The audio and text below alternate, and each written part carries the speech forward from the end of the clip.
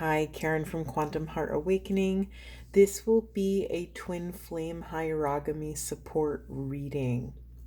Before I get into that, I just wanted to share a little something. Part of my mission is to shift collective consciousness towards authenticity, unconditional love, and infinite oneness. And a huge part of that is authenticity. And so I just wanted to share that I have been going through a little grief recently. Yesterday was the anniversary of my grandmother's passing, and we were very close. And why am I even sharing this with you? One, my energy is a little low and slow today, so there's that. But I'm also sharing this with you because in times of imbalance or moments where we're pulled off our center in some capacity, we are still welcome to show up as we are. Even if we are trying to do something out in the world and share and help others and be in service, we are still worthy enough to show up and share our gifts from the capacity at our present moment. And I had to confront this within myself. I thought, oh, how could I possibly do a reading when I'm kind of in this low energy? But you know what? It's like this feeds my soul. This helps me ground, and this allows me to share truth with others, and hopefully this can be supportive. So for those of you who tend to remove yourself or isolate or take yourself out of the equation when you're feeling off your center, I just invite you to allow yourself to be seen in the exact state that you are, to take up space with your authentic truth, whatever that truth may be. Okay, I am done on my little soapbox there. Okay, let's see here. Okay, twin flame reading. So as usual, we have the masculine energy on the left, the feminine energy on the right, and the union energies down the center. Okay, I don't know why I always start with masculine energy, but that's just what we're doing. So masculine energy is struggling to ground in the present moment and access their intuition and discernment. They don't have a clear path forward. They can't find a core truth or how it's coming up as core evidence to support these decisions. We have that choose wisely card in the primary position, and divine masculine energy may be confronted with many diverse opportunities or pathways or ways of thinking or ways of interpreting, and they don't have a stable, steady inner gnosis. This is almost identical to one of my earlier twin flame readings on this channel. Like, I feel like I'm saying almost the exact same message. The difference here is masculine energy does have an awareness around being called to clean up some of these fracture points, some of these places where they have fragmented self and contributed to the fracturing of others. So there's a call to a higher accountability here. We have this solar light upgrade. So there is some sort of upgrade taking place. And if you've ever experienced some sort of ascension experience or upgrade experience, you often don't know which way is up. It's usually a very disorienting experience. And you're not really supposed to make sense of it, right? We talked about a few readings ago that there's some moments where we are meant to orbit around other things, and there's moments where we're supposed to stand still, stand in the seat of our soul, the seat of our power, and allow other things to orbit around us. So right now for divine masculine energy, it feels like one of those times where they're supposed to stand still and grounded. I have the visual of a meditative pose. I could picture a divine masculine sitting in meditation pose, just allowing life to flow around them and through them. This is this is actually a very beautiful process, because what this is sharing is that they're actually being called to something greater. Just because they can't access it right now, it doesn't mean that this process of honing their intuitive skills is not taking place. This process will fuel the masculine solar plexus. This process will ignite this self-confidence and self-esteem. It will clear the blockages so they can access their inner flame, their inner fire. Divine masculine energy is also being tested right now with their spiritual endurance. How much chaos can they hold? Can they hold their center for love, or even just presence? Love might be a stretch, because sometimes in profound chaos we can't access love, and that's okay too. But they are accessing this. They have enough wisdom. Let me say it like this: they have enough wisdom to know that what their work is can only happen in the present moment. That the way to mend connections or parts of self can only be accessed in the present moment. Okay, cool message.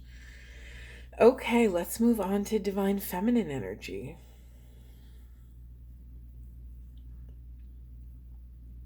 It's interesting. I'm getting some similar themes here. So, divine feminine energy right now may be confronting some blockages and obstacles in their pursuit to integrate and include this divine awareness, this divine wisdom. Another message in that, or another version of that, is that divine feminine energies are actually struggling to embody. We've talked about often how something happens, right? The action is taken or the experience is had. Then from experience, we move on to integration. And then from integration, we move on to embodiment. But for divine feminines right now, it's like we're not quite where we were. There's something here around, something has integrated, but divine feminine energy is not quite in the embodiment phase, and they're struggling to surrender to this path and just stay firmly planted in this role as the divine witness. Right now, divine feminine energy is being called to just observe what is flowing around them. And then we have this To the Sea card, which always reminds me of, this is my Vision Quest card in this deck. This is the feminines that have feminine energies being called to take their soul on a walkabout and to create sacred safe space to surrender, so that there's protected space for the mystery to gift them with something, an awareness, an idea, an integration. Okay.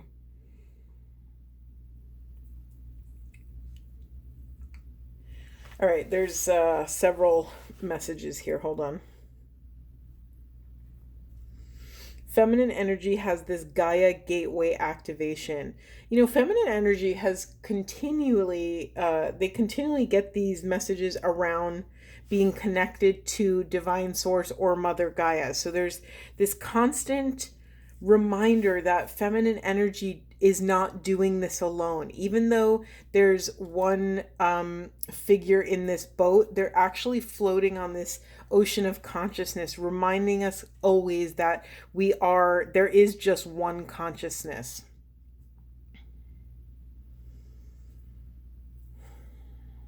Okay.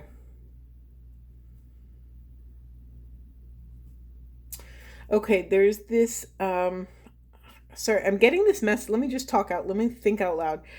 There's a message around urgency here, but there's some conflicting messages here. So, let me get a clarifier. You know, I'm going to grab one of these question cards. All right, what do divine feminine energy, what do they need to know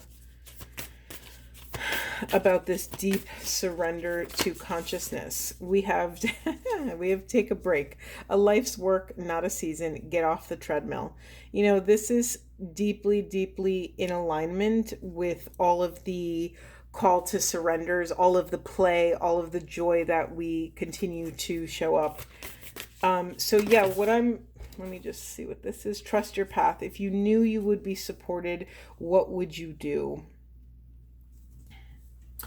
Yeah, so divine feminine energy. Hold yourself accountable to where putting external pressures on yourself or putting additional weight on your shoulders or putting more on your plate, however you want to say it, evaluate where adding urgency is harming you.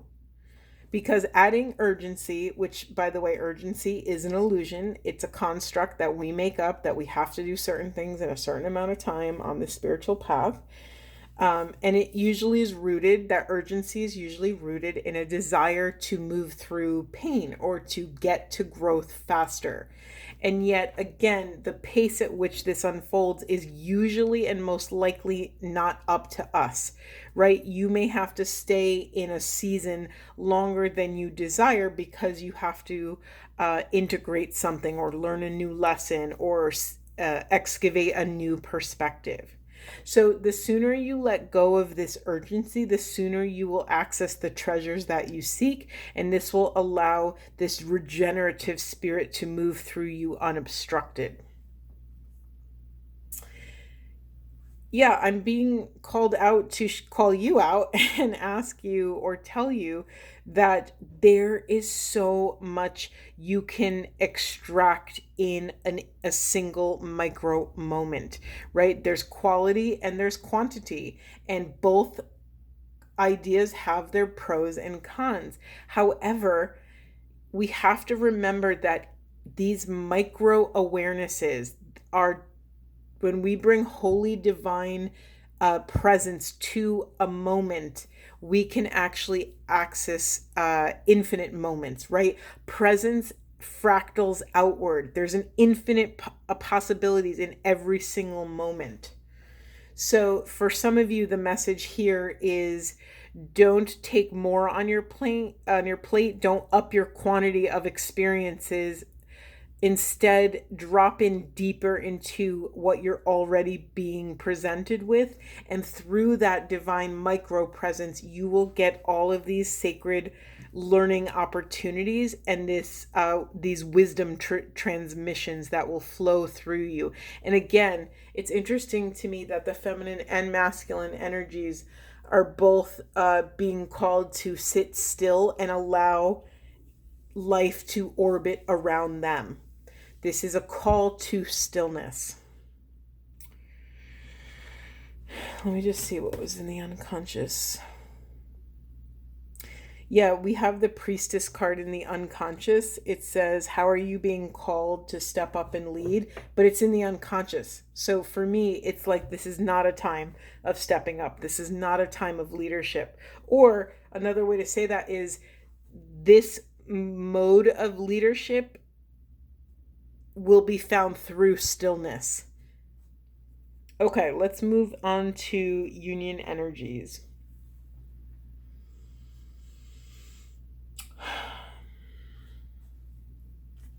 Okay. All right. Divine feminine and divine masculine energies are learning to calibrate and temper these powerful energies.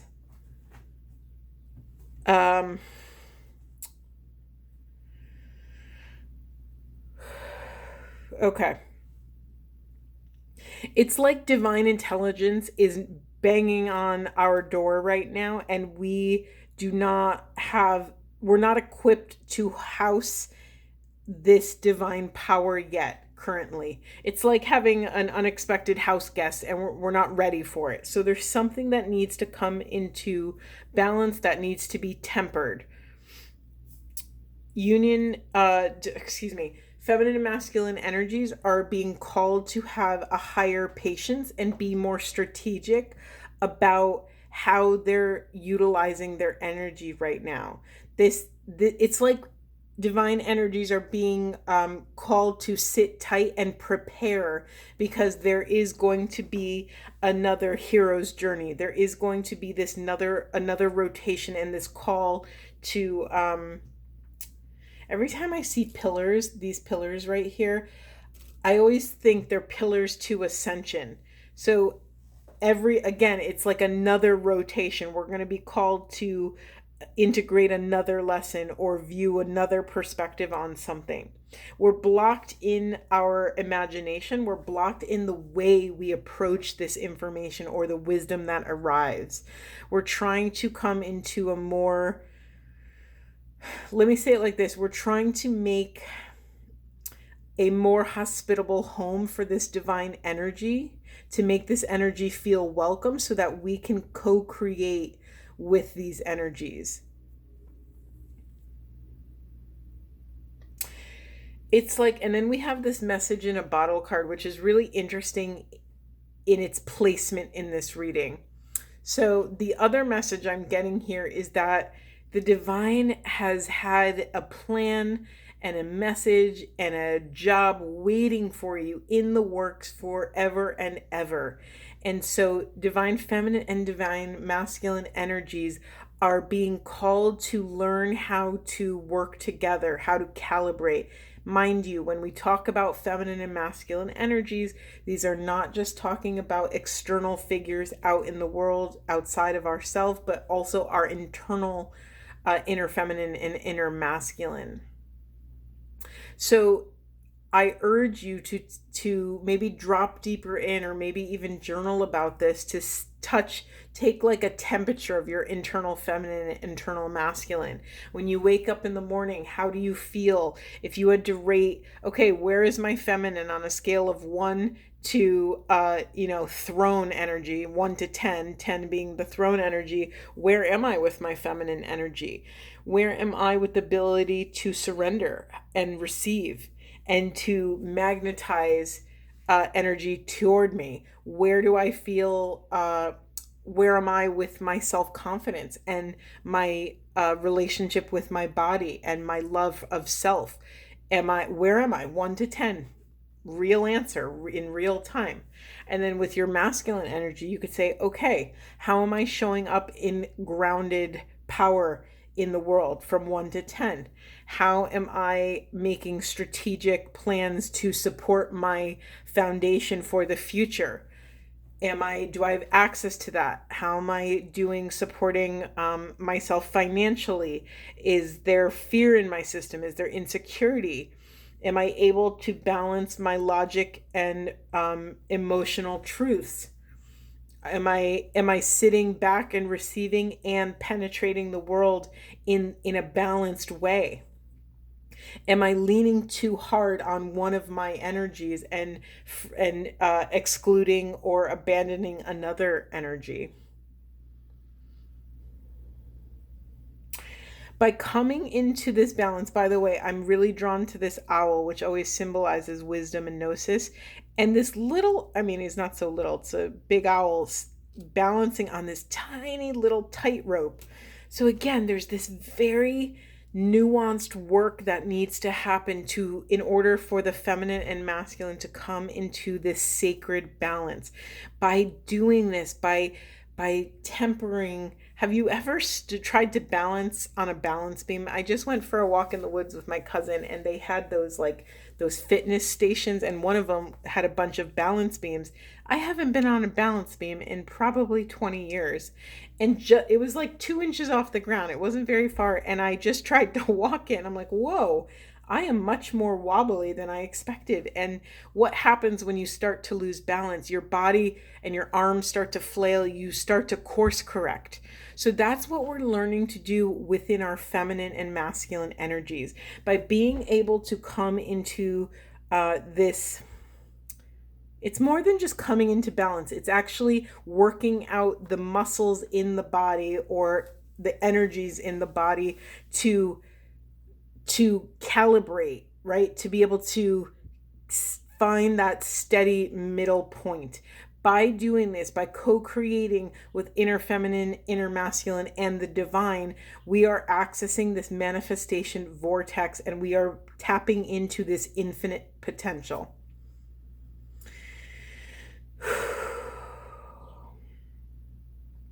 Okay, both energies are again remembering their identity and reclaiming this self-esteem piece. Both energies are learning to align with abundance and I don't want to say this in a bad way, but to use these energies. You know, we're not using them in a corrupt manner, but we are learning to co-create, to have this equilibrium with spirit. All right, a tough message that's coming through here is that both energies are learning, excuse me, both energies are learning to let go of expectations. And this is something on this twin flame path that is incredibly difficult because, how do I say this? Let me say it like this. The relationship that many people within this soulmate cycle have with expectations is a wild ride because there's a whole spectrum of what that could mean, of what expectations are. Some people have, very outrageous expectations, and some people's expectations are just bare bones, common decency, things that we would call boundaries instead of expectations. And it is up to you to discern, okay, what is my bare minimum expectation or boundary that I need to relate to the world around me? What are the boundaries the minimum boundaries I uphold for other people to be in my space, to be in my field of awareness? Okay, in the unconscious, we have this breakthrough card, processing karmic debris. So yeah, there's a little bit of a delay here. I know some of you don't like to hear that, but again, we are being called to access this deeper quality of presence. So by doing that, we may be shown that there are other karmic lessons or things that we may have missed by doing the big work. And I know this is a tough message, but honor what it's actually saying. This is actually a congratulations. This is like, okay, you went through the first, 20 rounds and you did the big work, right? I bet most of you can name the really big obstacles and blockages and things that you've overcome. This is the heavy hitters, the rejection, the abandonment, the betrayal, the big triggers, the big trauma. So this is like a pat on the back. Okay, it's like you went through and pulled out the big stuff, and now you're being called to circle back and go through this stuff with a fine-tooth comb. So it's not a bad thing. I'm reminded of this wonderful quote by one of my mentors, this man, James Finley.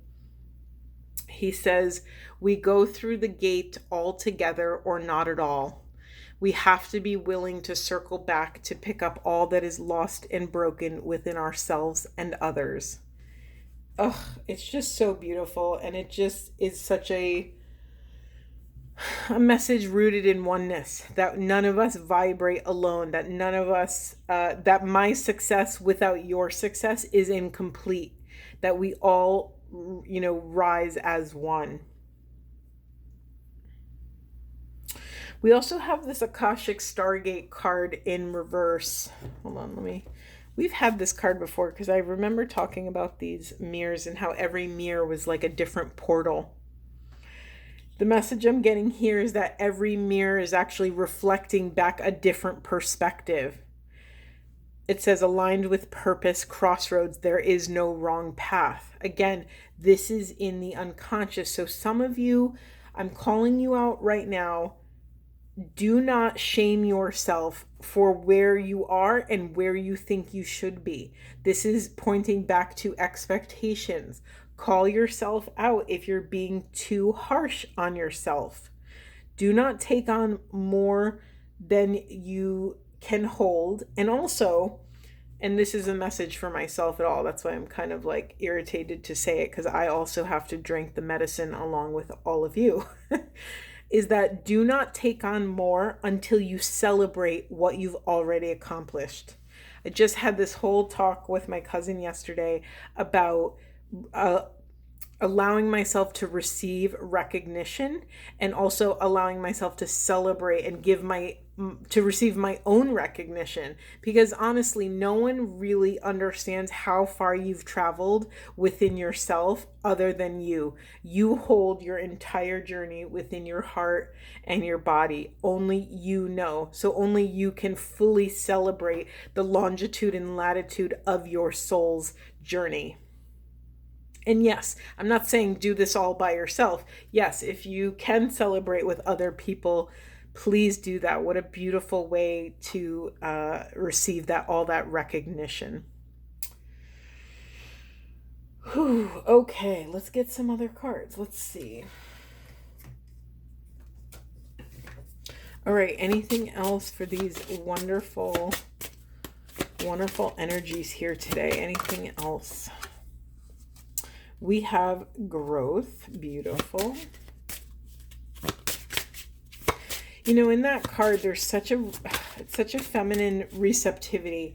So this may be hard as well for divine masculine energies to really pause and allow themselves to receive.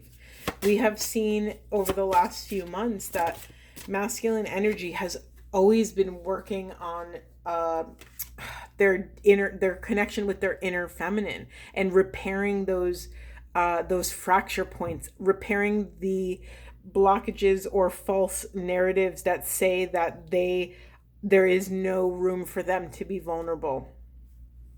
We also have music healing that came up in a recent one.